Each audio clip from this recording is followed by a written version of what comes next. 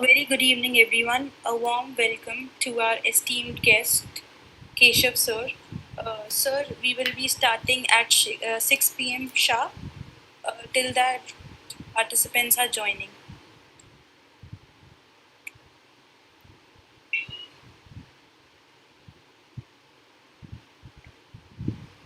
Yeah, thanks. I'm ready. I'm ready. Sure, sir. We'll start by 6 p.m. Thank you.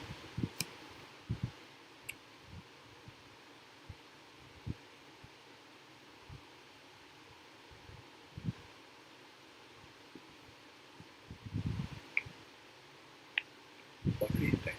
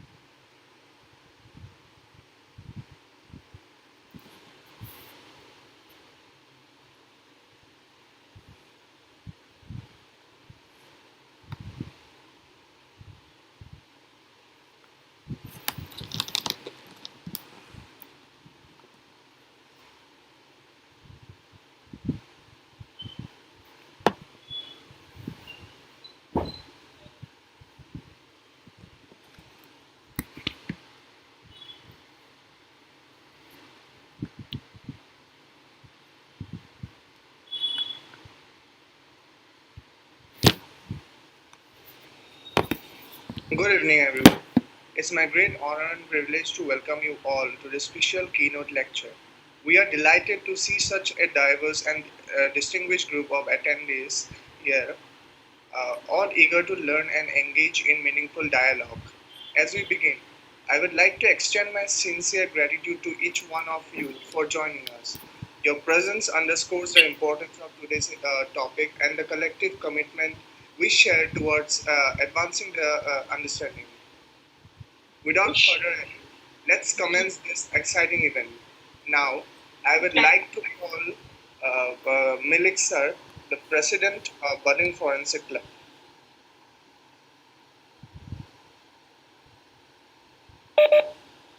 Thank you, Uncle. Good evening, everyone, esteemed guests, colleagues, and my fellow forensic science enthusiasts. It is a profound honor to speak before you all today as the president of Budding Forensic Club.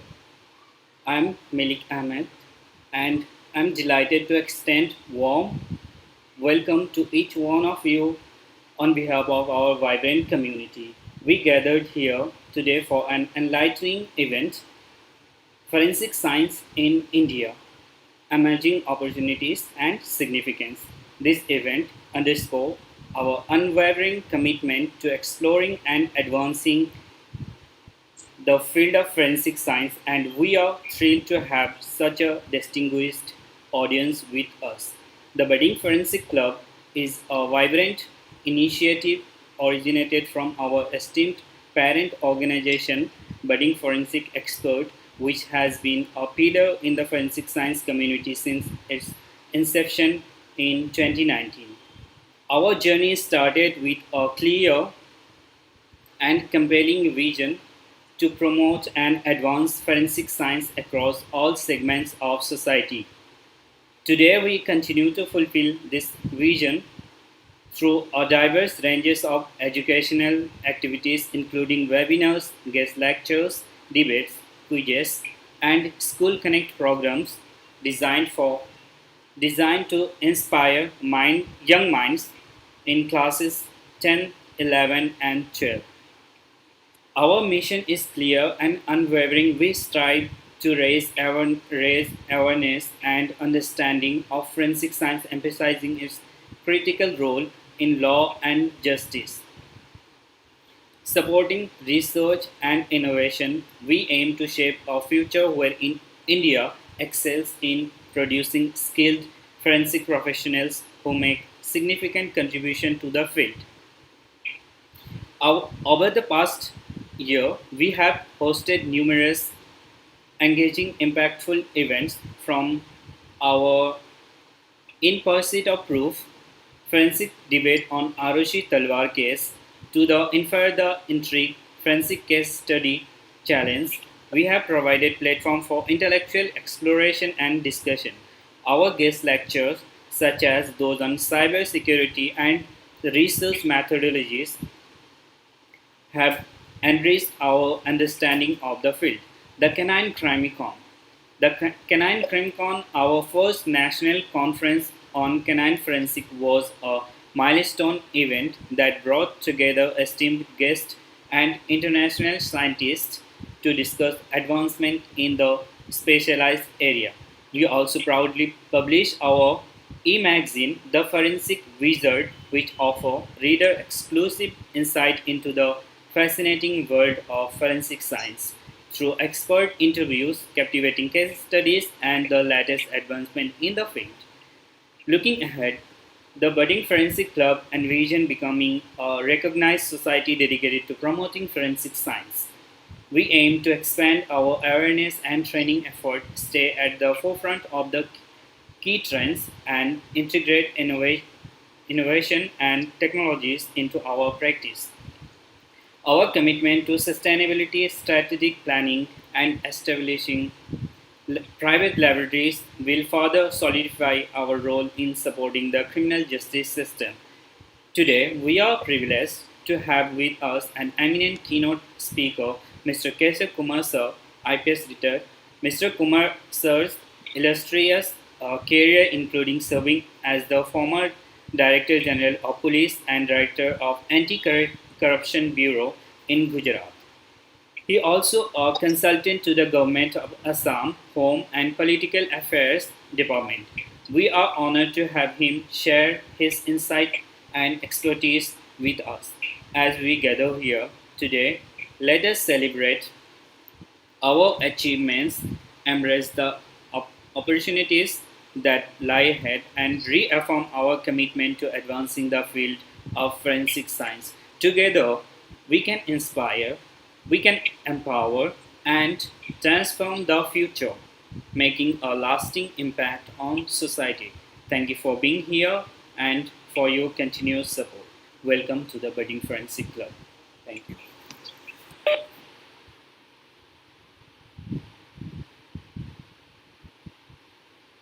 Thank you, Malik sir. Now I would like to call Astha Manha ma'am for the introduction and welcome of the esteemed guest speaker. Thank you. Mr. Keshav Kumar Sir, IPS retired, is a highly esteemed law enforcement professional with a remarkable career spanning several decades. He served as the Director General of Police and Director of the Anti Corruption Bureau in Gujarat, where he played a pivotal role in combating corruption and ensuring the integrity of public institutions. In his post retirement phase, he continues to contribute significantly to the field of law enforcement and public administration. He currently serves as a consultant to the Government of Assam in the Home and Political Affairs Department, providing his expert guidance on matters of security and governance. Sir is also a prominent academician and an educator. He is a guest faculty member at the National Forensic Science University in Gandhinagar, Gujarat, and the Ministry of Home Affairs in Delhi, where he imparts his extensive knowledge of forensic science and law enforcement to the next generation of professionals. Additionally, he also serves as a subject matter expert at RRU in Gandhinagar, Gujarat, further contributing to the academic and professional development of students in the field of national security. Academic contributions extend to Gujarat University in Ahmedabad, where he is an adjunct professor of forensics. He is also an honorary professor and a member of the board of advisors at the School of Law, RV University in Bangalore, Karnataka, where he offers his invaluable insights and guidance to the legal community. Sir's dedication to public service, education, and his expertise in forensic science and law enforcement have made him a respected figure in both the academic and professional spheres. His work continues to inspire This and shape meeting is being recorded and summarized. law enforcement and public administration in India. We warmly welcome you, sir. The stage is all yours to carry. Yeah, thanks, Milik, and thanks, Asta, for the introduction. I'm very happy to be here with all of you. And Milik had been after my life. He was chasing me for almost a month. I was not finding time. But finally, I thought I must encourage the people who are fighting for the cause of forensics and doing something in this field to propagate and espouse the cause. So I'm very happy to be here. Incidentally, I would also like to tell all of you here that I'm not a forensic expert, and I don't claim to be one. I'm basically a police officer using forensics to the maximum. And the test is so far in my 35 years of career of police, I have been able to get conviction for 62 people only through forensics. So my commitment to forensics is of very high order, and I read forensics, I practice forensics, and I implore upon everyone to take up this cause and fight for the criminal justice system here. The other enabling factor that has come recently is the enactment of the BNSS Act, and I can tell you this is a very big enabler wherein we'll be able to really push forensics to its maximum limit. So I think that would be a better time to have such a lecture on emerging opportunities. I have been teaching for almost about 20 years now. Now, of course, after retirement, I've been more active in the academics, and I keep delivering lectures all over. Just today, from 12 to 4 p.m., I delivered a lecture on financial crimes before the 16 countries from Africa and Southeast Asia. And I just managed to reach here at 6 p.m. and I'm here before all of you. So I've been in touch with very many students. So my LinkedIn profile, there are a number of people who keep contacting me and seeking guidance, especially with regard to the job opportunities. So one thing came to my mind that there is no platform where the new students, because forensics is a new topic, so not many people are knowing about forensics. So they keep phoning me up, sending me mails and contacting me on LinkedIn. कि sir नौकरी कहाँ मिलेगी, कैसे मिलेगी, opportunities क्या है, and more so the parents are more anxious about it. How is this course? Should one do it or not? What are the job prospects and so on and so forth. So this is an entirely new area in which there are not many people who can possibly guide. So I thought, why not do something, some work on this? Because whosoever I have met, not many people have any idea on this. So I prepared a presentation on this, and I would like to also thank Mr. Sanjoy Das from the Jolly Grant Medical College and Mr. Dar from the USA. We all discussed it, and a joint presentation was made with regard to the opportunities, the research opportunities, and not all the things are there in this field. So I would be sharing that presentation, which would be opening up new areas for the new entrants, new areas for taking up the research projects, new job opportunities. So it's a very general sort of a thing, but I thought for the new entrants, this can be a very good exploratory mission of what are the things that they can possibly do. So now I will be sharing the presentation, and I mean, I don't know, how would you propose, Milik, if should anyone have any question, then can they ask in between, or should we leave the question answer in the last? Yes, sir. After the session, there will be a Q&A session, so they can ask question. So towards the end, so we shall have the questions towards the end. Yes, sir. Yes, Towards we'll be having question answer session after you complete the entire presentation. And the questions, we will request the audience to put them in the chat box so we can bring it up to you. Okay.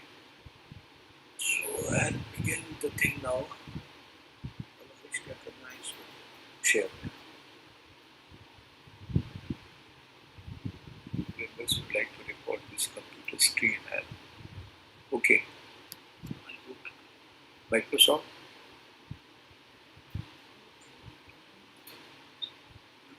I am. Open system.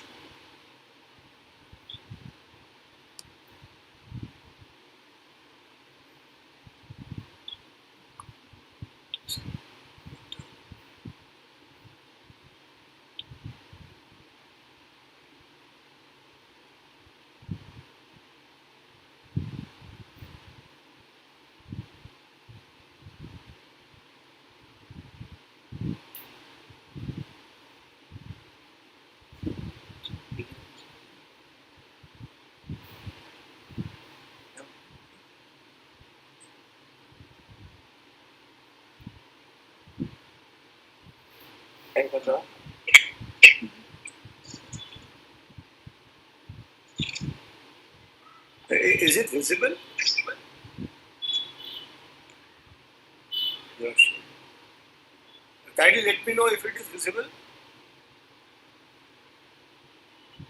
Yes, sir. It's visible, sir.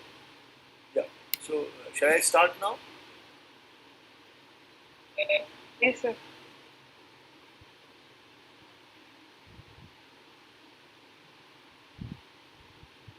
Yeah. So the topic would be forensic science in India: emerging opportunities and significance. So I have it's 6:15. I'll be closing at 7 p.m.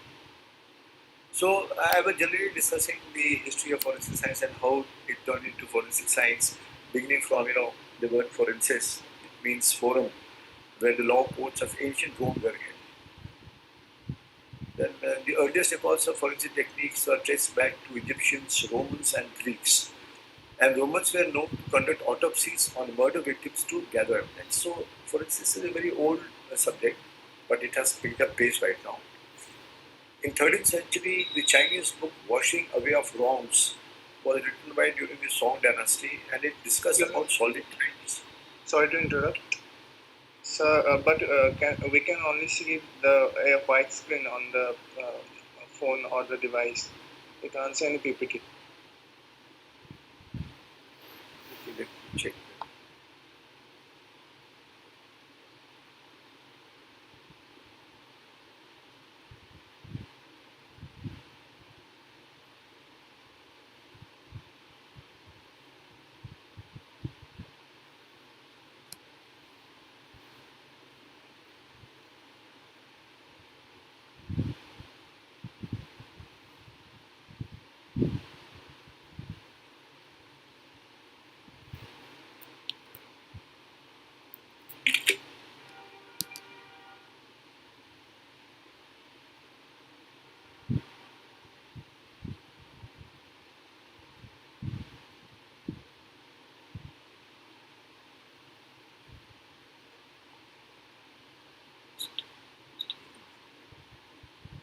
Now is it available? Can you see now? Yes, sir. The screen is visible. Only the screen, not the PPT.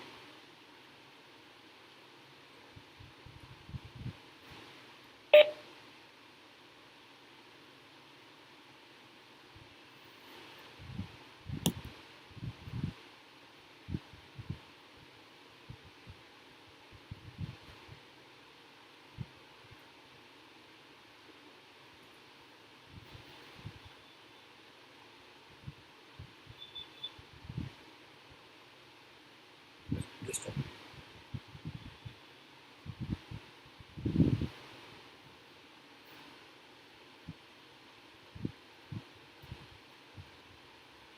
it's too large.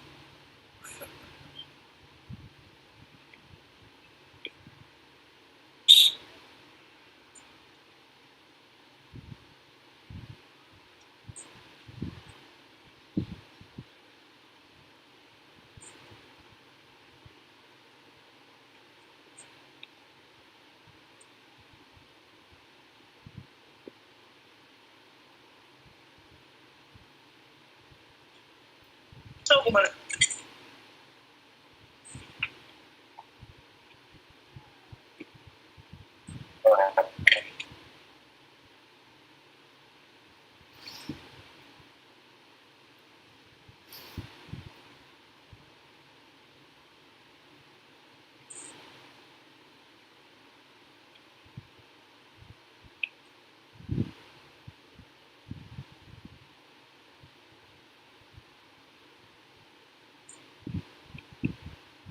Sir, is it possible if you can share the PowerPoint presentation with us? We'll share it from our side.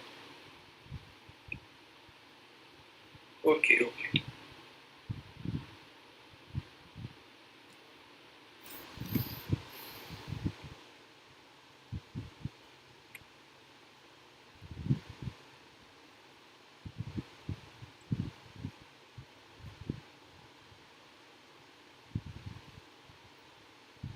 Your sharing is coming here. यहाँ तो आ रहा है कि share हो रहा है. Sir, we can only see the whiteboard. I guess आपकी WebEx पे the whiteboard is on, so we can see that. Can you guide me if there is any way? I guess whiteboard close करना पड़ेगा from the WebEx and then again you need to share the screen. और you sir आप एक बारी meeting leave कर सकते हैं and then rejoin.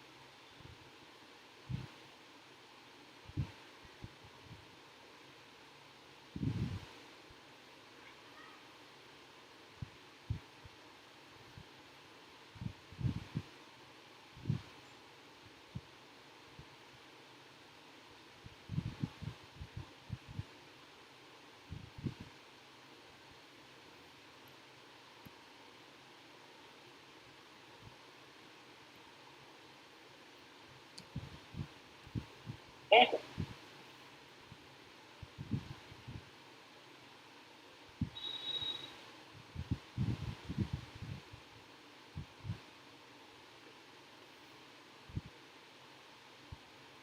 Sir, we can see the landscape desktop, I guess. Presentation share.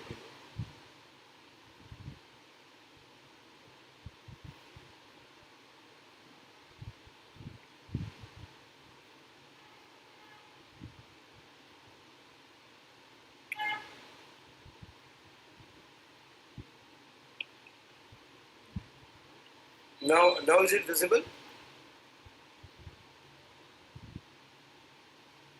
Yes, sir. You are able to see the full presentation. So it's not the presentation, it's still the landscape painting that is. Oh. Sir, it's all right, sir. I guess you can share the presentation with us on the mail and we'll share it from our end. वैसा ही कर दो. लेकिन इससे क्यों नहीं हो रहा है? हाँ?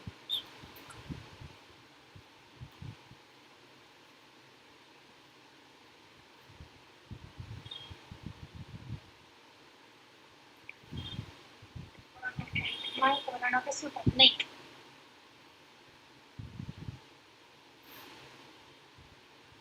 मेल ही भेज देते हैं. ठीक है. Okay, I'm sending you the mail. Okay, sir.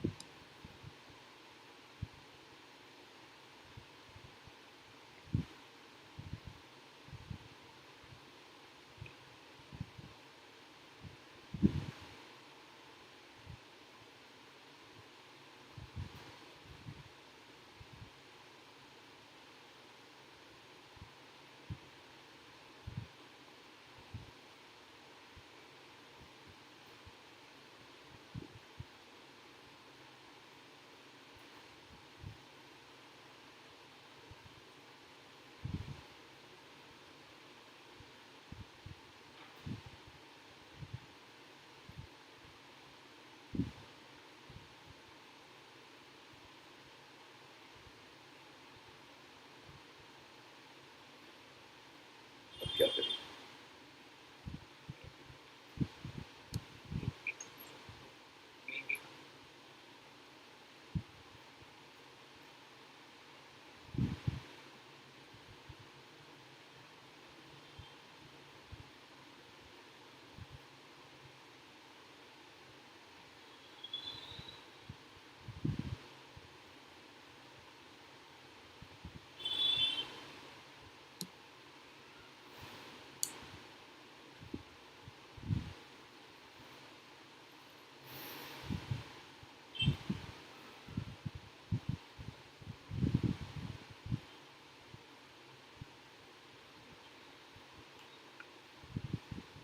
Yeah, I sent the mail. I sent the mail.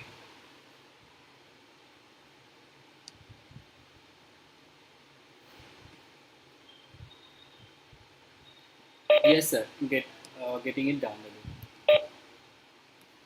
Sir, till the time we share the presentation, is it possible if you can share any case study related to forensic science which you recently solved and like you just said, you convicted many people on the basis of forensics. So, So the biggest conviction was in the wildlife crime investigation in the year 2007. 10 Asiatic lions in the Gir sanctuary in Gujarat. They were poached by the poachers from Madhya Pradesh. And when the government decided to hand over the case to me, I had never investigated wildlife crime investigation. I had never investigated any such case. So it was a very difficult task for me. But I took upon as a challenge that, well, I mean, it's the same type of investigation. Maybe the crime and criminal are different, but the methodology of investigation would be the same. So I camped myself inside the Gir sanctuary for almost 2.5 months. And finally, I was able to detect the case. And finally, 38, 38 poachers, 38, 38 poachers were convicted in this case.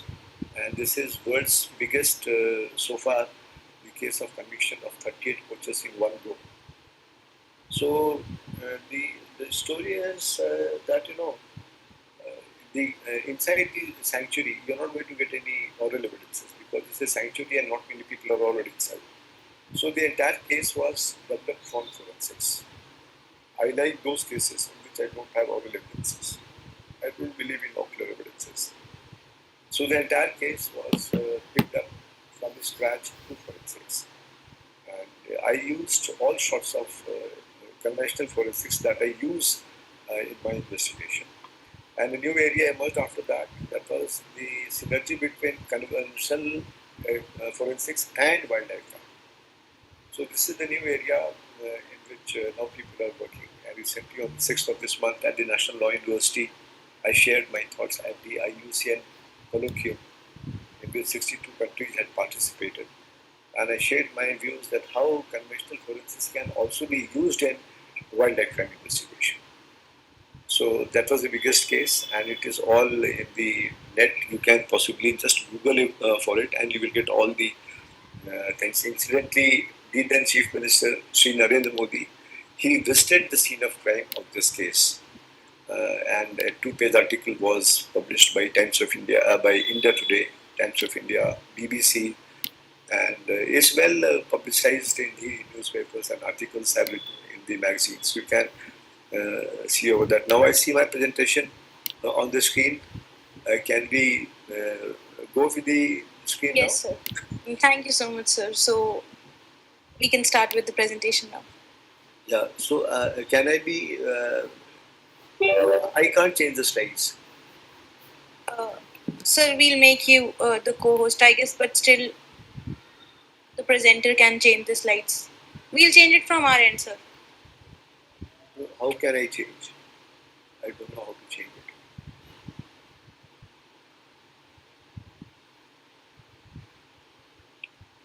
Let's go. Please, next slide. So the history of forensics, turned into forensics. Next, please. Next, please. So every time I have to say next, it means next. Yes, sir, I guess. Yeah, next. So we were here, Yes, the 13th century, the Song dynasty, they wrote a book on this, and which was regarding solving crimes, analyzing the scene of crime, and the bodies of victims. I was more fascinated by the second one, analyzing the scene of crime. So I am very fascinated by this because I have recently submitted my PhD thesis on psychological forms of investigation at the National Forensic Sciences University. So when I was preparing the presentation, I was very happy that long time back during the Chinese Song dynasty also the scenes of crime were analyzed. So next. Then in 16th, 18th century, it was Ambroise Paré, is one of the gunshot wounds. And also Matthew Orfila is also called the father of toxicology. They just to give you a flavor, how it has developed. Next. So Arthur Conan Doyle, everyone is a very known figure in the field. Now anthropometry, it was with Alphonse Bertillon. Then Francis Galton, he developed the fingerprints. Next. Then photography, fingerprinting, they started. Then in 1892, Francis Galton, fingerprint. All started in India, the fingerprints. And they did the use of DNA in 1980s. Next. And of course, Kautilya's Arthashastra. I was able to find some mention of forensics in Kautilya's also. Next. It says that in cases of sudden death, the corpse shall be smeared over with oil and examined. Next. Then any dead person wetted with blood and with limb, wounded and broken may be regarded as having been killed with sticks or ropes. So what forensic examination and investigation was being done during that time also. Next. Then symptoms for death succumb when beaten with sticks or ropes are fractured body parts, muscles spasm, and body being covered in blood. These are all the signs and symptoms. Next. Now let's see what is in store for us in modern era. Next. So we have come to 3D scanning to 3D printing now. I'm sure you would be knowing about 3D printing. We have come to augmented reality. Next. The virtual reality. Whatever slides that I have prepared, you can consider those then to be areas for you for research and for studies. Next. I'm sure you would be knowing about metaverse. Can I converse with anyone if one has heard about metaverse? So this is a new area, and Jane Patel of UK, she is possibly the biggest proponent of metaverse. You may kindly look at her on the web. Next. Then we have now after the labs have come up. Why I'm talking about standardization and laboratories, because these are the places where we are going to get some jobs. So let us understand how the labs also function. Next. So I was just looking after the standardization process, and I have found out that AAFS, American Academy of Forensic Sciences, and IAI, International Association of Identification, they are found to be still by guidelines and ethical standards in the field. So much of work is being done in all these fields by many organizations for standardization. Next. Then in UK, we have UKAs. They look after all the forensic science. They have various sorts of things, like with regard to certification, then testing, then inspection and calibration. Next. Then in India, we have NABN. Next. Then we have, now I will be talking about the various branches of forensic science that possibly can attract the attention of the budding forensic experts. Now let us see, exploring the unknown through DNA. I am very fascinated by DNA, and I would have delivered about 100 lectures on DNA. So I'm very fascinated by DNA. I think this is one area that is going to be a game changer for all the investigations. Recently in Assam, I delivered a lecture wherein I spoke on DNA used in crime against women and children. There were about 70 officers, and I spoke at length on DNA, and that is why I have been more focused on use of DNA now. Now let us see what are the advanced genetic DNA analysis. Now this is one of the snapshots. Can we go to the next slide? Next slide. Now this is Paramount snapshot. Now I will be talking about the DNA. Now this DNA analysis helps us in genetics, then genealogy, phenotyping, ancestry, and kinship analysis. Next. Now this is the snapshot of that company which offers services. Next. So through a speck of DNA, the set of traits which can currently be provided by this Paramount snapshot includes sex, ancestry, skin color, face, morphology, eye color, hair color, freckles, and extended kinship inferences across multiple samples. We were investigating, while in CBI, I was investigating a case in Goa in which we had got a speck of DNA. So at that point of time, we had gone in for using this services of Paramount snapshot. So this area for genetics and for DNA can be a new area for all these students. Next. Now this is, if you want to read more about it, if you get fascinated by it, if you want to do some research into it, look for some job opportunities, you may kindly look after this Paramount snapshot and you can contact them. Next. Now, a new area has come up called DNA and ancestry technology. All the DNA data bank which has been prepared in foreign countries, through DNA they are now making the DNA ancestry. And this is the new area of investigation. And in India we don't have this. Maybe who's interested, we can possibly take up this field of study. Next.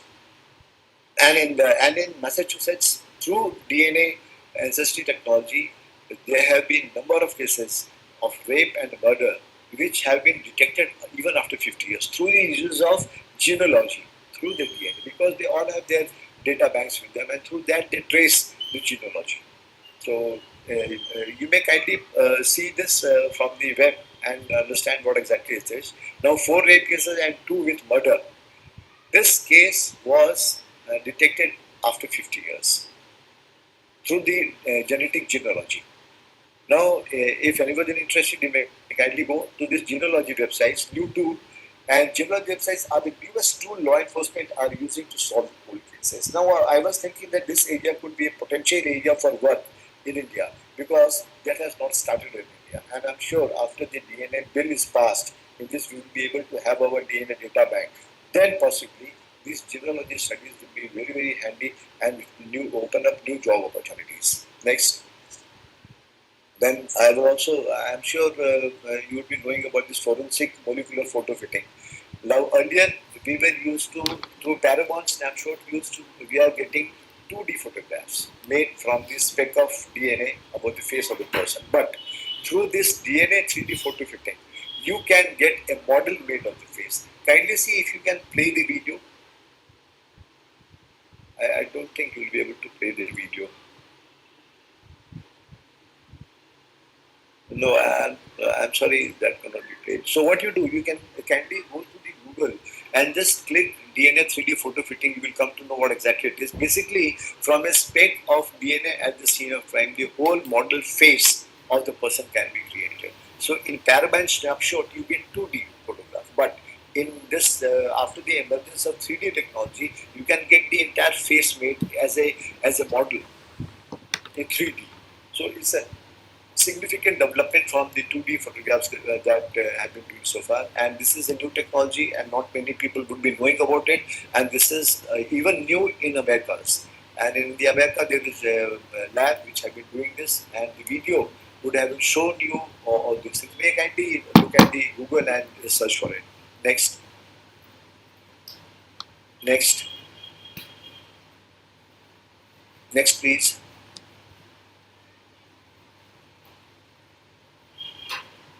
Now we come to forensic pathology. So in the dead, this forensic pathology area can be a very, very good area for those interested in biology and who are interested in finding the causes of the death. Next. Then we go into in the living, the forensic examination of children subjected to abuse. In recent terms, there have been lots of cases against women and children. So this area can be very helpful, very, very helpful. Next. Now, you can also take care of the cases of bioterrorism, chemical warfare, molecular studies in sudden death with regard to forensic pathology. Next.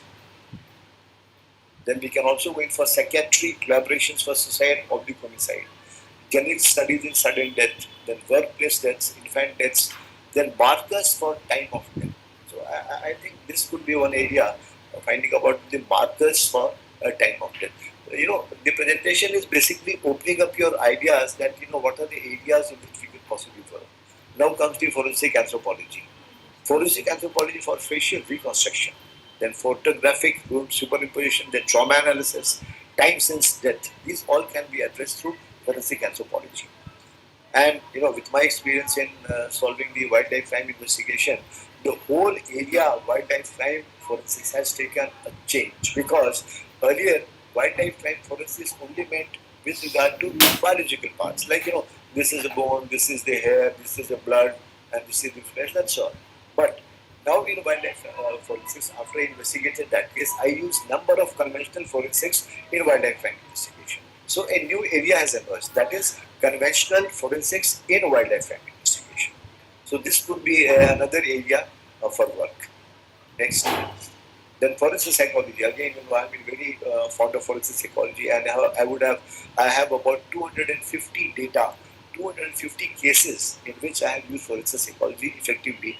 I joined CBI in 2010, and till 2017, we were able to do nothing less than about 200 cases in which we used forensic psychology for investigation of crime. And it also extended to terrorist-related cases. And for the women, I think forensic psychology could be one of the best areas for work. And right now, the people who I have in forensic psychology, they are all females, because they are very good in interrogation and interviewing the people. Next. Now, it's just a food for thought for all the youngsters who are here. Next. So, what I was thinking after doing this, my thesis on forensic psychology, I thought that, can we go to the previous one? Yeah. So, right now, what I find in all the crimes, obviously the computers are used. So, there is a mad rush for going after the hard disk of the computer. But, I am addressing the entire crime from a different point of view. I feel that, the hard disk, the original hard disk made by God, we are not addressing that. The entire crime emanates in the brain. So let us focus on psychology. That is the God's hard disk. Also, there has to be some synergy between the two. Next. So this psychological profiling as an investigative tool for digital forensic. This is one area in which I am trying to do some more work. How to have convergence in digital forensics and the conventional forensics. Today, I was discussing with the officers from the African countries, and I shared my thoughts on how to have a convergence in these two areas. Now, psychology and crime. Next. So, earlier there was lots of stigma, but I read in the newspaper that after the establishment of NFSU in Gujarat, the stigma shrinks, psychology on top of minds of students and recruiters. And I have also been indulging in consultancy for the corporates in getting the best of the recruiters, the best of the people through forensic psychology. How to use forensic psychology in corporate world. Forget about the investigative world and the criminal world. But also in corporate world we can use it for getting the best of the candidates for a particular post. Next. So I think we should also think about check above the bed. That is your brain. Checking your brain. Next. So understanding trauma. Please go to the previous one. Yeah. While investigating one of the Sangeeta Datta case of Assam, in which they used to abuse two small children about aged 4 and 5 years. So that case has already been registered in Assam. You may kindly browse for Sangeeta Datta child sexual abuse case. So I was happy to supervise that case, and during that case, I came across the word trauma, like a child who's been sexually abused. They don't know what's going on. Forget about how they don't know about it, and how are you going to explain the trauma? So I hit upon an idea that there is no way in which trauma can be quantified. If an adult is abused, they can explain the whole thing. But what about a child? So this thought struck to me that we need to do something on quantification of trauma. If we are able to develop some research, some methodology through which the child's trauma can be quantified, then it can be a very good piece of study, very good piece of research. I implore upon all you budding forensic scientists to consider this area. Trauma among a child, how to quantify that. Next. So, empathy and sympathy for trauma of the victim, that can further go upwards if for more than the age when they can possibly explain. Next. So, this is that Sangeeta Datta case of Assam 2023 September, wherein we used lots of forensic psychology for investigating that case, and during this period, I hunted upon this trauma of a child and its quantification. Kindly go through this case, it's a very good case and one of its kind. In this case, I found the children, when they entered their room, I found their room with all scribblings on the wall. Now, what are these scribblings? Since I am doing psychology, so I thought, it is basically a reflection of the mind of the child. And there is lots of, even if you can see it, you can see there is lots of trauma. And that is why the child, they cannot do anything to relieve themselves. So they would do this, scribbling on the lines. Now, this is a part of psychological evidence which can be integrated in the investigation. Next. They tore all the wallpaper with their hand. Now, why did they tear it? Because of frustration. It is just a manifestation of the trauma. Next. Then they used to engrave in the wall. They used to drill holes. Now, again, that is trauma. That is frustration. So these are some of the connecting dots. These are some of the connecting dots, psychological dots in investigation, which we need to interpret in conjunction with the investigation. Next. So, I was just thinking how many cases have occurred. So I found that in NCRB in 2021, about 31,170 cases were registered against juveniles. Now imagine the opportunity for work in this field, and there is a 4.7% increase over 2020, when only so many cases were there. So now you can see there is so much of scope of work. Next. Now, India has about 5,341 child psychologists only at national level. So, don't you think there is a huge scope of work in this field by the budding forensic experts? I was just comparing what is the ratio of forensic experts. In foreign countries, per lakh population, there are about 20 to 50 forensic experts in 1 lakh population in foreign countries. Now, let us see what is the interface here. Next. In India, it's only 0.33%. So look at the opportunities ahead of you. Next. What is the psychology? This was a news item in the Times of India on 18/9/22, and it says, COVID effect, psychology majors now in demand for HR roles. The corporate world is also looking for psychology. Next. So these are our eminent forensic psychologists of India, Dr. Asha Srivastava. She's dean in NFSU, and we worked together in CBI. She was the director of the CBI CFSL, and I used to supervise the forensics. And during that time, from 2010, I started using forensic psychology as a tool for investigation, and we would have solved number of cases through forensic psychology. So Dr. Asha Srivastava, Dr. Ranjita from CBI, they are possibly the topmost forensic scientists in the country right now. Next. These are from Gujarat, the eminent ones, Amita Shukla, Dr. Hemacharya. Next. Dr. Namrata Khopkar, Dr. Hemangi. Next. So, I think for all these, how many girls would be here today in the on this platform? Any idea?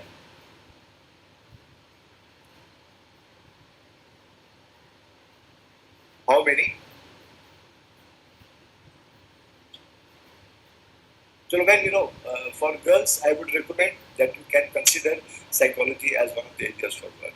So, COVID-19 creates more professional jobs in psychology. Next. Next.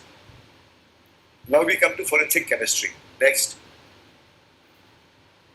So, drug-facilitated crimes, drug-impaired driving, human identification from trace evidences, biological fluids, seized and suspected drugs, toxic adulterants can be an area for the forensic chemistry. Next. Then trace evidences in molecular biology and nanotechnology. In the National Forensic Science University, there is a department for looking after nanotechnology. Maybe you could possibly get in touch with the NFSU to understand in what are the things that you can possibly do in nanotechnology. Next. Then biological fluids and DNA, then ballistics, fingerprint and other prints, drugs and toxicity, other trace evidences. Now we are talking about trace evidence. So what are the areas in which we can possibly work? Next. For digital forensics, the sky is the limit. Cloud storage, network forensics, Dropbox, Google Drive, and many more. These are some of the digital formats for forensic documentation. Then artificial intelligence is really coming in the big way. Then in various fields of robotics, healthcare, forensics, all these AI will be working. These are the new areas for the students. Then machine learnings by experience. Next. Then deep learning that imitates human brain to process data. These are some of the new areas coming up. Next. Then reinforcement learning from own mistakes. Next. Robotics, humanoid robots can even read body language. Maybe do some research on this. Natural language processing, talk back like humans. Next. Then computer vision recognizing images used in navigation. Next. Recommender system recommends from past choices. Next. Then Internet of Things, a new area. Next. Forensic toxicology. Please go ahead. Medical legal death investigations. There are so many cases in which one is not able to know what is the cause of death. Drug overdose. Next. Drug impaired driving. Next. Developing bedside poison detection techniques. Next. Forensic odontology. Next. Age evaluation using new techniques. Next. Then contentious issue of age in sports forensics. Age determination with accuracy, a challenge in sports. Next. Recently, I went to a Supreme Court judgment in which the Supreme Court had mentioned about DNA methylation biomarkers in aging and age-related diseases. Maybe this area could possibly be taken up by someone. Next. Then age estimation using DNA methylation technique that was projected by the Supreme Court, and I was very happy to find an article in the Egyptian Journal of Forensic Sciences. If you are interested, you can possibly go through it. Next. Then DNA methylation based age for adults and minors, considering sex-specific differences and non-linear correlations. These are some of the areas which are under investigation. Next. Then identification studies. Next. Then habits versus dental conditions. bad habits, good habits, and indicator. Next. Then we go to forensic imaging. Next. X-ray, USG, CT scan, MRI. These all can be forensic tools. And development of new methods of age estimation using MRI. Next. Then comparative diagnostics based on different scanning methods before and after the death. Next. New methods for assessing skull fractures with imaging data forming the basis. Next. Creating virtual 3D models of victims and perpetrator in order to reconstruct the course of action. Forensic photography, crime scene photography. Next. Go for efficacy studies, then competence enhancement. Medical professionals can go into this. Next.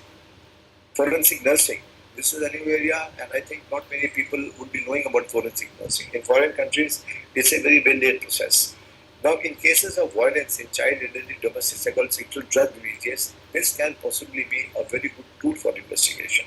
Next, public health and safety. These are some of the new areas. Next, and then illegal abortions. Next, organ donations. Not much of work has been done in this field. Then the drug tampering, new types of synthetic drugs are coming up. Environmental hazards. Next.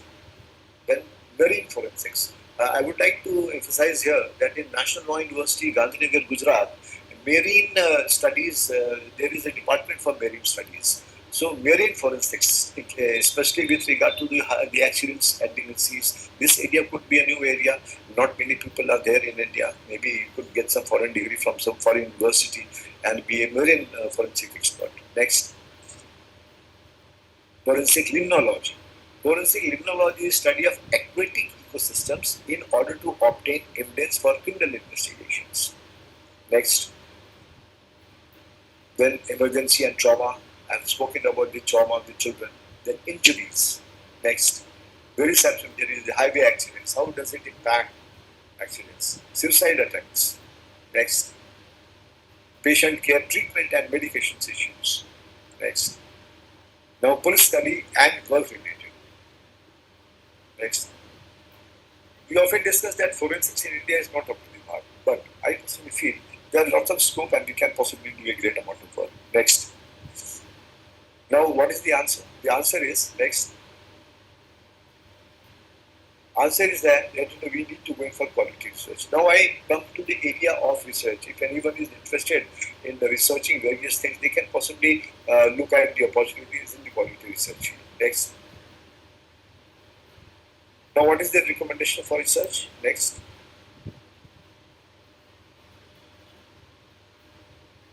So, judicious implementation. Next. Evaluation, assessment, analysis, to quality improvement of the research. Next. Continuous quality improvement. Research had taken a backseat. Look. Hello. Yeah. Research had taken a backseat in forensics for a very long time. Let us revive that. Huge scope. Next.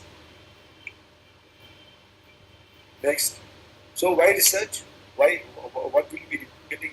So it expands the knowledge base and builds up an existing knowledge and shows new opportunities. Now let us see how we can possibly dwell into the field of research. Next. Why research? Next. Because you get the latest information. It keeps us updated and prevents us from falling behind. Next. It narrows the scope and helps identify important themes. Next. Where are you going to get the information? So identifying quality information helps fishing out accurate information. Next, a bright idea. Anyone can get a bright idea. Then how would you process that? So you have to problem solve for that. You have to identify, then you define, then explore, do the action, and then look back. That is how you will be able to solve the problems in research. Next, research. Reach out to connect others' ideas and reach your own to the public. Next.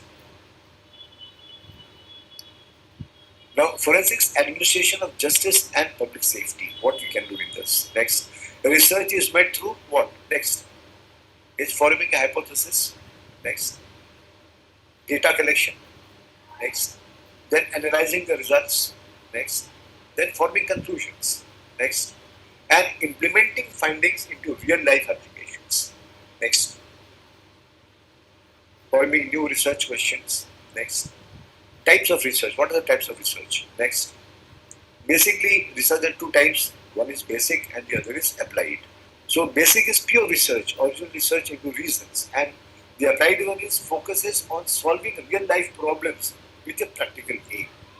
Next, then it is quantitative and also qualitative. Next, now forensic education, competency in design, teaching and assessment. If you are more than interested in teaching, you could possibly enter this area. Innovation of new teaching tools, evaluation and comparison of TL methods, question bank, difficulty index of MCQs. These are one of the areas in which we could possibly work. Next. Then we can go in for national funding for research. What are the areas from where you can get funding? Now, I think for all the students, this would be a very good piece of evidence that these are the areas from where you can possibly get funding. That is University Grant Commission, then All India Council for Technical Education, Indian Council of Medical Research, Council of Scientific and Industrial Research, DRDO, Aeronautics Research and Development Boards. I'm sure not many people would be knowing that the government gives lots of fund for research. So that the idea is to just tap these sources, get some funding for doing your research. Next. Then Department of Atomic Energy, Department of Biotechnology, Department of Science and Technology, Department of Scientific and Industrial Research, Indian Space Organization, then MOCT. There are n number of institutions where you can possibly get funds for your research. But the idea should be original only, that you will be getting it. Now you can also think of getting international funding for research. Now what are the possibilities? Then for International Foundation of Science, then Third World Academy of Sciences, Third World Network Scientific Organizations, World Health Organization, and there are a host of organizations which offer funding for research. The idea is to just reach out to them, find out about them, and then reach out. Now, how to go about it? Next. So you have to think about a problem. Think about any problem. Next. Work it out. Work on it. Next. Then there should be a reasonable solution to the problem that you have identified. Next. So declare your research topic. Next. Little problem, think of one small problem that is focused and will be feasible. Next. Keep sharpening it until you have one small problem to work on. So the challenge is to find one such problem. And then creating research-friendly environment. There the research-friendly environment should be there. Departments should basically usually suffer from staff crunch. So the research suffers. Next. Then overburdening of teaching and other miscellaneous work. These are some of the pitfalls which come into the way of the research. Then PG thesis work considered as peak of research work. Thankfully, I was able to finish my PG research. Then extramural funding is not pursued. Next. Then faculty research meager. Very meager research is there. Next. So creating a research-friendly environment. Next. Can start with undergraduate students. Next. Give them a brief sensitization session. This is how to go about it. Then assign research topics to students to each. Next. Assign faculty to supervise. Next. Reward students if possible from the faculty. I would like then help publish their works. Next. This is what we can expect from the research.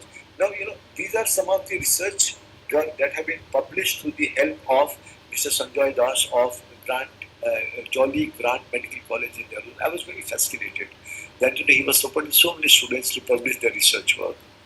So you need to find one such good researcher.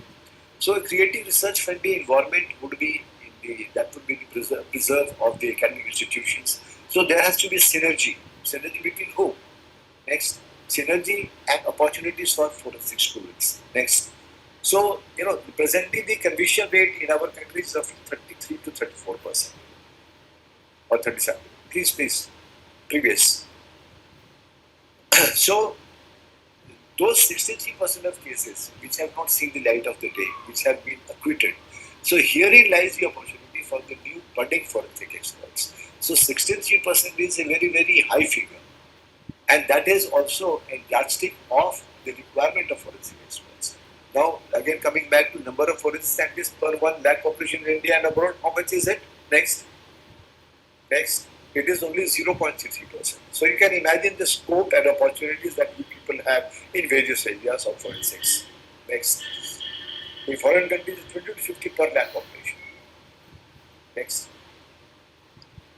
And I was just going through a news article in which why 750 lakhs police cases are enclosed every year for lack of evidence. Because lack of paucity of forensic experts. There is no one to process that. So herein lies the opportunity. Over 2,600 cases related to sexual assault pending in forensic labs. Look, there is so much demand of forensic experts. Next. So these are some of the areas of forensics. Now that you have my presentation, you can possibly go through it. These are various areas of forensics in which I have broadly touched upon. Next. So now the new area is coming is the private forensic labs. I find number of private forensic labs working in the country now. And now the cyber forensics area issues and challenges. What are the issues and challenges if one is interested in cyber forensics? Now we have to understand the threat groups and individuals. These are some of the issues confronting the cyber area. That is activists, state actors, terrorist organization, criminal organization, financial fraudsters, purposeful or accidental insider, individuals. So these are the areas in which you can further dwell for research. Next. Now what are the motives? Motives would be disabling websites, releasing information, public exposure of private information, espionage, and so on and so forth. So this motive can be found out through forensics. Next. Then tactics and methods. What are the choices? Phishing. Next. These are some of the problems. Deployment of ransomware. Next. Deployment of malware. Next. Deployment of virus. Next. Deployment of war. Next. Deployment of Trojan horse. Next. Attacks on social media. Very popular area to work on. Then social engineering areas, tricking people, divulging dreadful information. These are one of the areas in which you can possibly look forward. Next. Then use of exploit kits. Next. Signal disrupting and hijacking. Next. Physical disruption and theft. Next. Then cyber vulnerabilities of state and local law enforcement agencies. These are some of the areas, if you're interested in cyber, I think this is the area to work in. Next. Then identifying and formalize partnerships. There has to be an academic partnership with these institutions in which you can possibly enter into some research work, provide some new solution. Next. So I happen to see this PAIF, which is called Police Academia Interaction Forum. In Gujarat, this is a very good combination and synergy between Gujarat Police, the Rashtriya Raksha University, National Forensic Science University, and National Law University. So the chiefs of all these institutions, they partner together to find out solutions afflicting the law enforcement agencies. So lots of research areas are opened up as a result of this PAIF. This is, I think, only existing in Gujarat. Next. Then what are types of cyber crimes in India? Next. Now, incidentally, cybercrime also the conviction rate is only 50%. Whereas, it's all digital evidence. The conviction rate should be 100%. It means there is something missing somewhere. So we need to probe that and also look to find solutions for why those convictions are not coming. This is one area for work. Next. Now, what about those cases which have been acquitted? Who is responsible? Is there any person who can possibly do this work? Then cyber security training, also very much required by the corporates now. Next. Cyber career track can be developed. Next. Major predictions in 2024. I was just telling you what are the areas in which we must focus in 2024. So what are the technology trends? Now, whatever I'm going to discuss here is the area in which we can possibly look forward. So generative AI. Next. The datafication. Everything is getting datafied. Next. Then increased adoption of robotic process automation. Next. extended reality. From virtual reality, we are going to extended reality. Next. Then edge computing. Next. Quantum computing. Next. Then we have increased investment in clean technology. Next. Then increase in enterprise and public use of IoT. These are all emerging areas you can possibly think of. Then smarter wearable devices like tracking sleep, calories, burn, steps. These are some of the new things that are coming up. Maybe in investigation also you would be requiring these things. Then increase in enterprise and public use of IoT. Next. Rising popularity of low code, public low code. Look at the impact that it is going to have on crime. Next. Then artificial intelligence, machine learning applied to digital forensics. Next. Blockchain technology in digital forensics. Data visualization in digital forensics. How you predict, how you show the work. Then anti-forensics techniques like data wiping, trail. You know, this technical and please next slide please. Yeah. When I was in CBI, I was able to give a concept of TAPSU, that is Technical and Forensic Support Unit. Something like paraforensics. Before the real forensics people come, they would be holding the fort. And this was established in 2010. Now all the CBI branches at the level of JD, they are having a technical and forensic support unit. And it is equipped with the latest technologies for addressing the crimes, apart from the CFSL, which is there. These are some of the areas in which you could possibly get jobs. Next. Now, metaverse is still, I would like you all to kindly focus on metaverse. The challenges and opportunities with the metaverse. Next. I think you can see the video, otherwise you could have had a good idea about the areas that you can possibly work in. Next. So, what are the areas that we can do in metaverse? Like make a virtual property, virtual office, advertise, create an environment. So, these all will be having impact on crime scenario also. Next. So predictions for metaverse. What are the predictions for metaverse? The areas. Kindly go and have a look at Bernard Marr. He's possibly one of the biggest exponents of the technologies in UK, and he has got very good videos which can possibly just give you spark of new ideas for research, for working. Next. This video cannot be seen right now. Then I would also like you all to see Jane Patel's interview. And the story is that she was in the virtual reality, in metaverse, the virtual avatars, they tried to molest her. So this was possibly for the first time that virtual rape in metaverse has taken place, and now she is world's biggest exponent on the misuse of metaverse and how we can possibly address those situations. So metaverse is going to be a new area for work. Kindly listen to her interview, Jane Patel. If you just Google Jane Patel, you'll come to know about her, and also join with her because she's doing lots of work. Next. Then qualities. Now I would like to tell you also what are the qualities that you require to have. So ethics, honesty, integrity, respect. Next. Wisdom of Solomon. You have to have a wisdom of Solomon. Next. You should be keen observation. You have a very keen observation. Then it should be perseverance is the key to success. Next. Knowledge about laws and crimes, then court evidence, arrests, scientific aids, new discoveries, mastering oral and written communications. Next. We also need, for what are the tips of success? Fail by doing rather than not doing at all. This is one of my thumb rules in all the investigations. I give this prescription to all my investigating officers, that fail by doing rather than not doing at all. Because if you don't try it at all, you wouldn't really know the efficacy of it. And I can tell you with my experience of 35 years that this mool mantra, beej mantra jisko kehte hain, that it is fail by doing rather than not doing at all. So you master the master's Locard's principle of exchange. Not many people would be knowing about it, But I can tell you this is the basics of investigation. Next. Then there are 7 principles of Lucas Method. Kindly master that. Next. Next.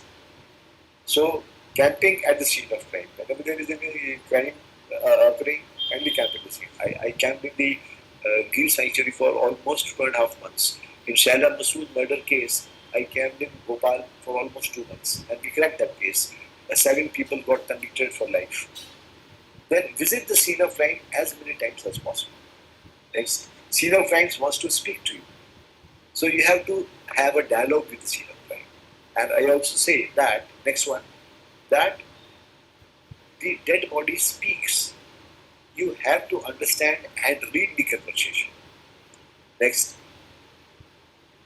So speaking physical evidences. So, the physical evidences at the scene of crime, they speak. So you have to have high sensory perceptions. Like your vision should be proper, then hearing, smell, taste, and touch. If you are able to master and if you are able to focus on them, I think you will become a very good investigator. But this is for Gandhiji's, but in forensic science, you have to keep everything open. Next. Next, please. Read court judgments to analyze how the judgments have been focusing on forensic evidences. That will tell you the art and skill of using those forensic tools and technologies and reports. How to depose in the court. No one teaches that. Next. You can listen to TED Talks. There are n number of talks on forensics and TED Talks. Google alerts. You can put a Google alert for your area of information and you can get all those things. Maybe membership of associations. I am member of the Chartered Society of Forensic Sciences and I get to know whatever is going on in UK.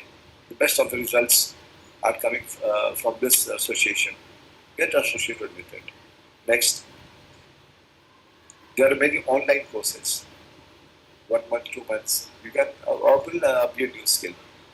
So, every individual is individual with himself. So, embrace your individual, unique individuality and create one for you. Next.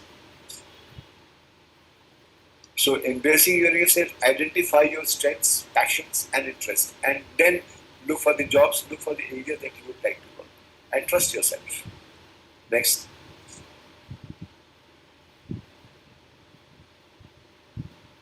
Next, please. So we all have different abilities. So celebrate the differences and forage into the various areas that comes across you. Next.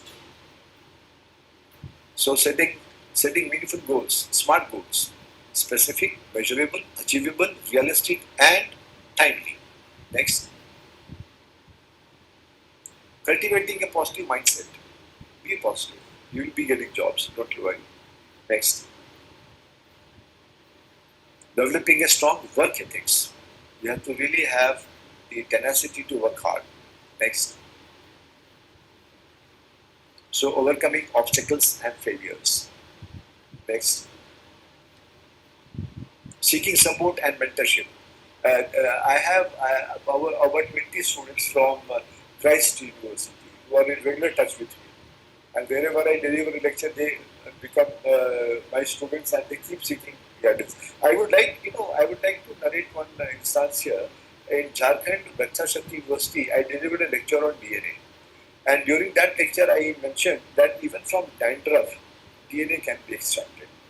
So, after my presentation was over, one girl approached me. She said, dandruff is a dead cell. How we can get DNA from it? I said, yes, it is possible. And she started asking me so many questions. So ultimately, I said, since you are very interested, why don't you do a research on this? So she said, yes, sir, this is a good idea. We can possibly look for do research on this. But she told me that, sir, our university does not have those DNA sequencers. So how I can do the research? So I said, yeah, well, I can possibly help you. So the forensic director of Jharkhand, Dr. A.K. Babu, a very fine person, very emancipated and very of very high integrity and knowledge. Dr. A.K. Babali was known to me because he was my teacher in National Physics Academy. So I requested Dr. Babali, he said, there is a girl who wants to do this research. Can you help her out by using your sequences for doing this research? And he was very kind and he said, yes, why not? Let us do. So you will be happy to know that she conducted a research and she proved that from DNA, from dandruff, DNA can be extracted. Now I hosted this information on my LinkedIn account. I remember someone from some foreign country approached me, who is that girl? I would like to get in touch with her. So I connected both of them. So there are vast potential and areas of work. So kindly remain in touch, keep seeking guidance, and building connections for the research and progress. So the success, that celebrating achievements and progress. I am very happy because that girl was able to get DNA from the dandruff. A very big milestone in her life. Next. So faith and consistency plus hard work is equal to success. Next. Internship. I am a great votary of internship. When I was anti-corruption director in Gujarat, I started the concept of internship. So the government was very kind. They said, well, you can take interns from National Law University and also you can take interns from Forensic Science University. And these interns, they were coming to my office. They used to sit and thrash out all the cases. Like, if it is a legal matter, all the legal interns will get down to it and find a solution for it. And the forensic experts would say, sir, this is the forensic interface that should go in this case. So this internship began. Now this concept of internship is a national platform, and I am very happy to tell you that now BPRND is also going to think that it should be at other places also. CBI has already started internship, and many organizations have started internship. So kindly look for good internship projects. Next. So trained manpower required to bridge the gap. So opportunities are huge. So the National Law University interns. Next. Then forensic science interns, they were with me in the academy, and I'm very happy to tell you that couple of interns, they have got very good jobs. One of my interns, who was a legal intern, he just became a judge. And one of the interns who was with me, he recently qualified for the Indian Police Service, getting 183 rank. Aniket Patel, you can look out for his name. So internship makes lots of difference. So look for good internship at all the places. Next. So, what is this 30 and 10? We got 30 forensic interns and we got 10 legal interns. And they combined to, rummage the case and put up the best foot forward from the forensic point of view, from the legal point of view. So there was a synergy between the legal experts and the forensic experts. And a huge idea is to come out. Now, this is the newspaper article that came up on it, that 50 EBI. That was the next phase. So one concept is now taking shape all over. Next. So 1 month online internship I did for 20 students of Christ University, MSc students. Next. So I'm looking for interns. If anyone is wanting, I'm ready to accept them as interns. Now with the coming of the new act, BNSS Act, huge possibilities are there, because in this, all the cases in which the permission is more than 7 years, the potential is going to be huge, because every case will require a forensic interface. Next. Now, the Honorable Home Minister has said that the conviction rate has to rise up to 90%. How can it rise? Next. In 6 years, there will be a compulsory thing for forensics. Next. As per the estimate, 90,000 forensic experts will be required in the next 9 years. So a huge potential, a huge opportunity awaits you. Next. So now at the fag end, I thought this is one of the life's main dictum that I say, that I may not be the best, but I'm definitely not like the rest. So all of you, whosoever is listening to me, kindly take this thing in your mind, that you may not be the best, but you should definitely not like be the rest. Next. I always show this small clip in which, the judge says that, everyone knows the day when I get the case, I know who is the criminal, who has done this wrong. But, it doesn't, I don't get the evidence. How do we convey? So kindly see this clip and get to know what is the anxiety of the judge and how much evidences are important for conviction. Next. Oh, you can see this? Can you hear it?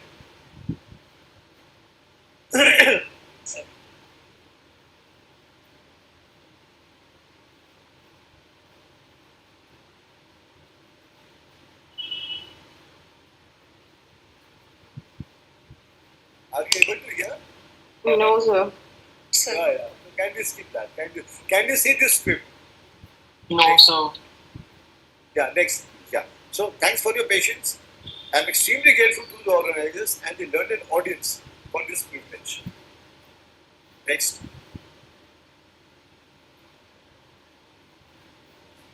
I am very regular on LinkedIn.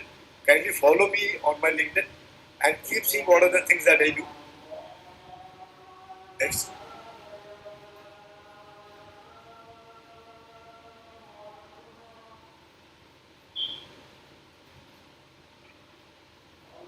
So, I have given my coordinates here, my cell number and my email ID. If you want to contact me, feel free to contact me, send me a message. I will respond.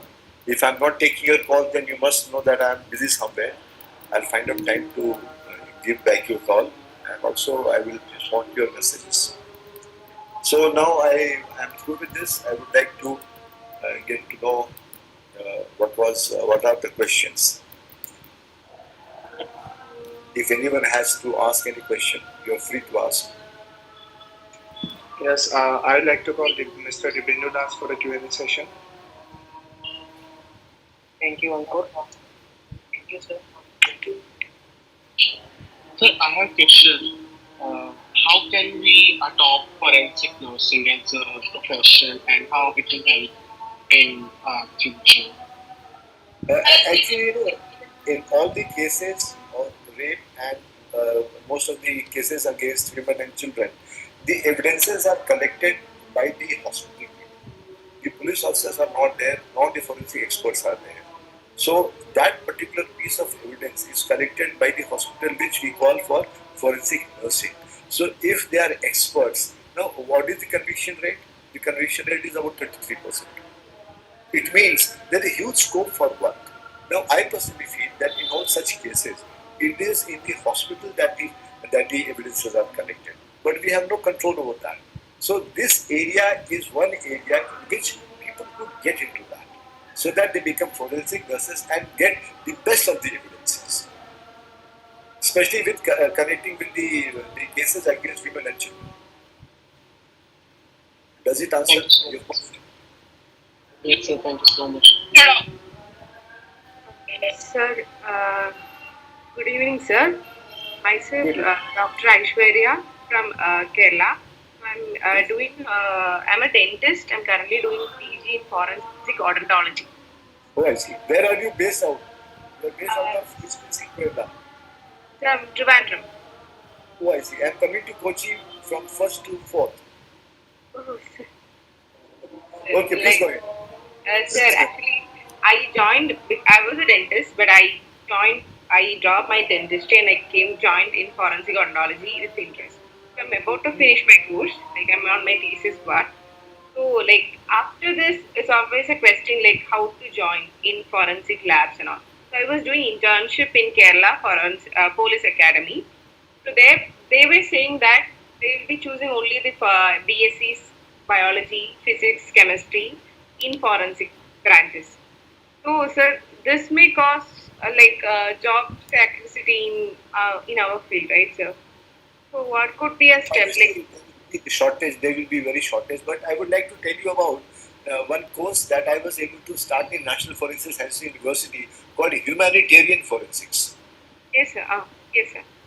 You can also look for the website of ICRC. There's lots of good work being done in humanitarian forensics and in humanitarian forensics, I think forensic odontology plays a major role. So especially with regard to disaster victim identification. Nowadays, there are so many natural calamities. There are so many man-made calamities. So the identification of the dead is not only through DNA but also forensic odontology. Yes, sir.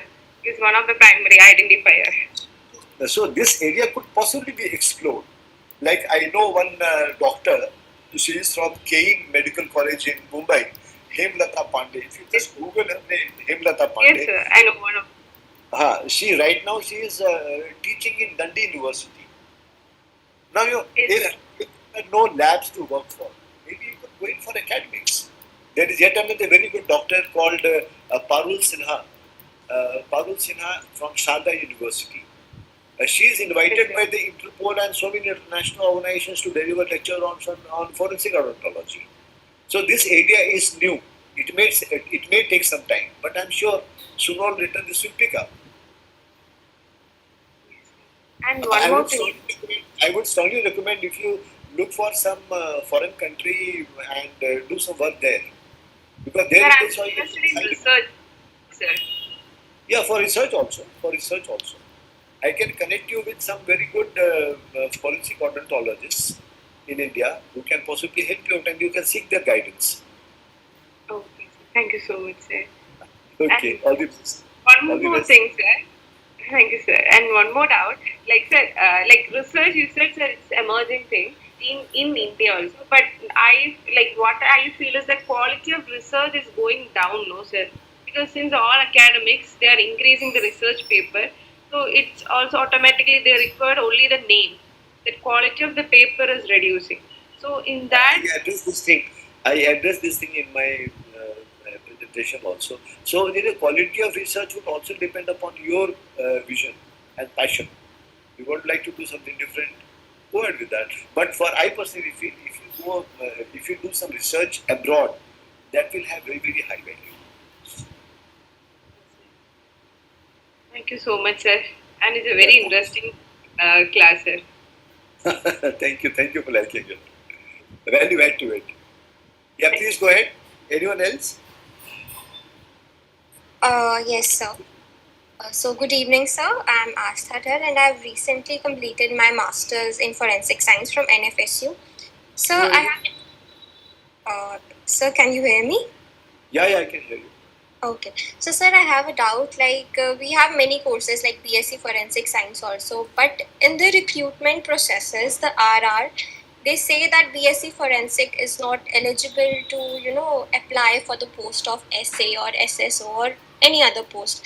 So, what are your views on this? I think it's high time that the government should work regarding this and change the RR that have been there since so long. That is not in our hand. But certainly, if we make some representation and meet the local MP, whosoever is there to raise this question, and I personally feel that forensic science should also be a subject for UPSC. Why not? Why Yes, not? sir. Yes, sir, for sure. We have pursued our masters in forensic, our bachelors as So, well. emerging areas, and it's already in the formative stage, and lot many things will be done. So just keep track of things what is going on, and keep fighting for yourself. So, sir, any suggestion that you would make to us I, that we could do? I can't offer any suggestion because making of the recruitment rules is a state subject. Yes, sir. Yes, the National Forensic Sciences University could possibly take up this issue. Yes, sir. And That's sooner or later, I think sooner or later it will happen. okay, sir. Thank you so much. Okay.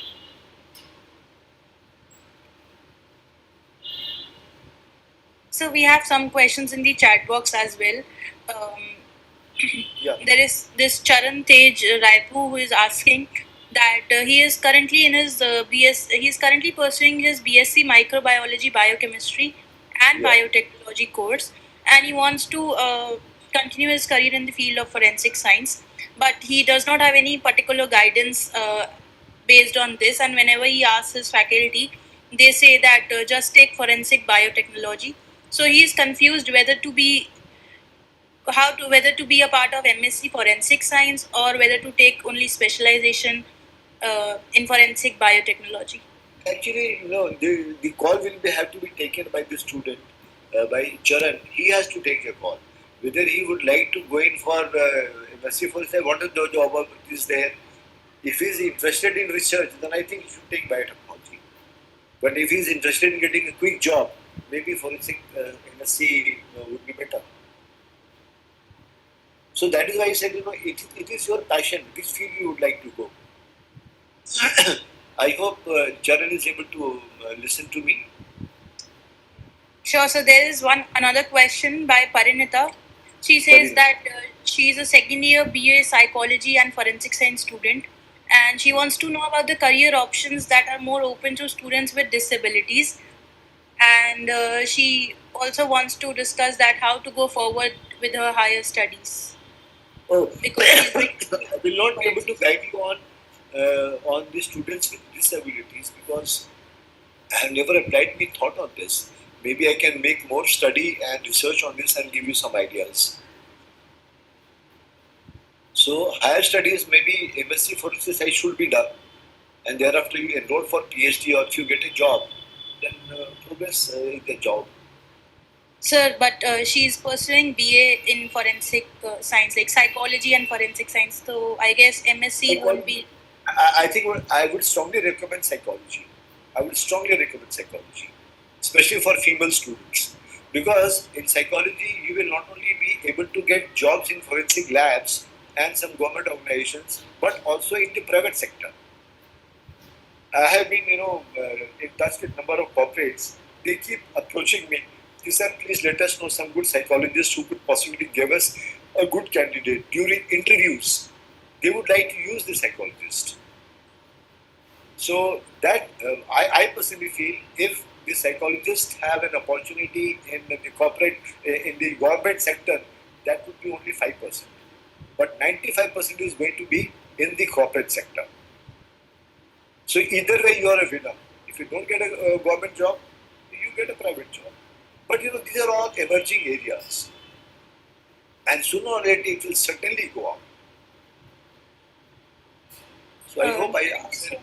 Yes, sir. Sir, another question is by Nikita Chanda. She is a BSc Forensic Science student, and she wants to ask what are the best internship opportunities they can go for. Actually, there is no institution, no organization which possibly does this internship work. But I would strongly recommend to go for a good private university or lab. Like I know there is one Sherlock Institute of Forensic Sciences in Noida. I think they have got a very good facility and they accept interns. And internship are two types. One is paid and the other is unpaid. So you will have to look for all these areas for internships. Many police department people now internships are getting currency in all the fields, and you have to approach. There were some students from I think Kerala who approached me that they wanted to do internship in the jail department. So I networked them with the jail department authorities, and they were able to do some project there. So you have to keep exploring yourself. Maybe if you can just seek my guidance, I can connect you. I can help you with that.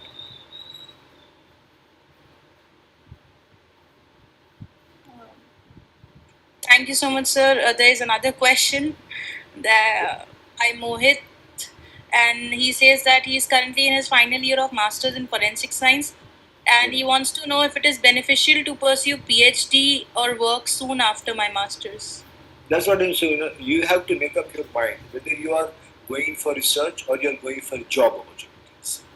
Research means you are going into academics. So you have to take a call on that.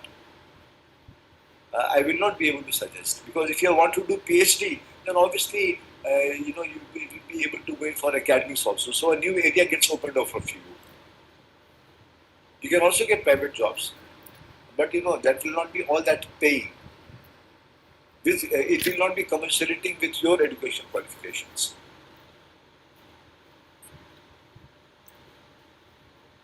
Thank you so much, sir. I can see two hands. Two hands are still up. Yeah, there is one more question in the chat box. After that, we'll take up the question.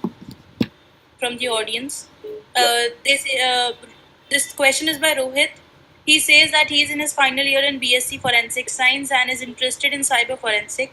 So his question is, which is better to do masters in UK?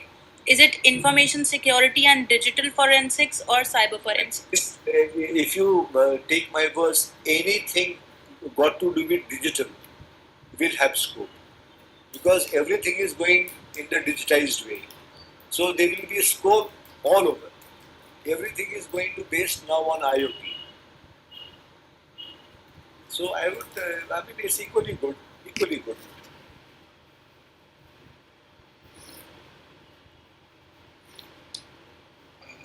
Okay, are we done with the session of questions?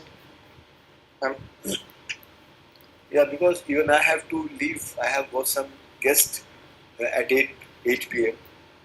Yes, sir. So we'll write it up. But in Uncle, any you can case, you can send me a WhatsApp message. You can call me up if I'm free. I'll give you my thoughts.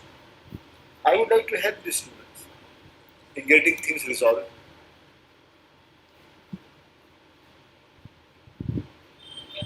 Okay. So now I'd like to call Mr. Lavlish Gupta sir for the presentation of the certificate to our esteemed guest. So I'm going to get a certificate. All right. A very good evening to all distinguished guests, esteemed colleagues, and fellow forensic enthusiasts. It is my privilege to have you all to this online gathering. As the Vice President of the club, Budding Forensic Club, I, Lavlish Gupta, am honored to introduce our esteemed guest of honor, Shri Keshav Kumar sir, a renowned former IPS officer. Sir, your illusions and careers illustrate his career and contributions to the field of forensic science are an inspiration to all of us. It is a pleasure to present you with this certificate of appreciation in gratitude for your remarkable services and dedication to the field. Your presence here today is a testament to our unwavering commitment to the advancements of forensic sciences. Thank you, sir, for your remarkable achievements and for being a shining example to our community. Thank you very much, sir. Thank We you. would like you to please extend your of the honor. participants also. Kindly send me the feedback on my email. Sure, Definitely, sir. sir. We'll share the feedback. I can improve upon it further. Sure, sir. I I'll don't be know, sharing but- the email in the group. Yeah. I don't know. I don't know whether I made sense or not. But I thought, this was the only way by which I could possibly share my thoughts.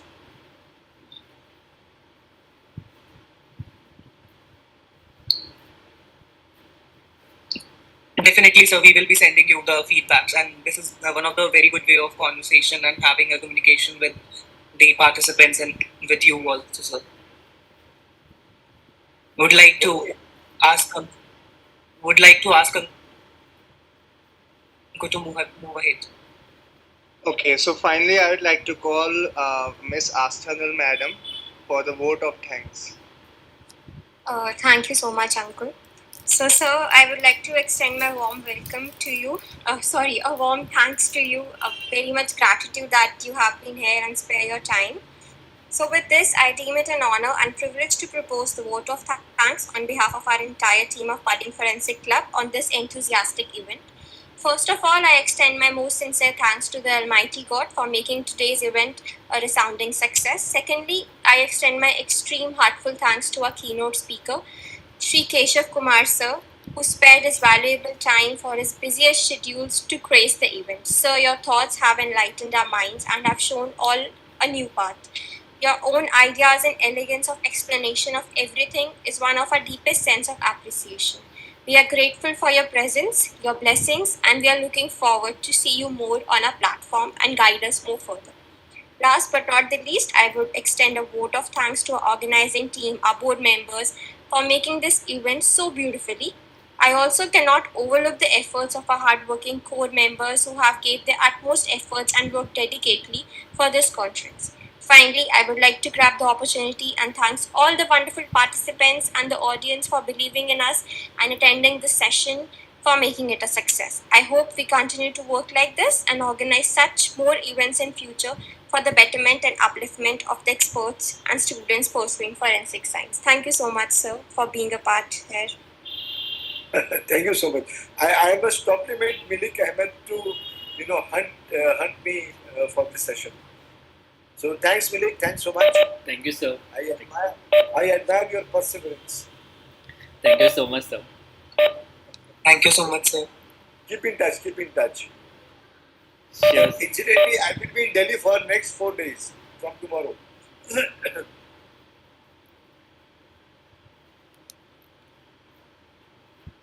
Okay, thanks. Bye. Thank you, sir. Bye, sir. Thank you so much, sir. Bye-bye. Sir, for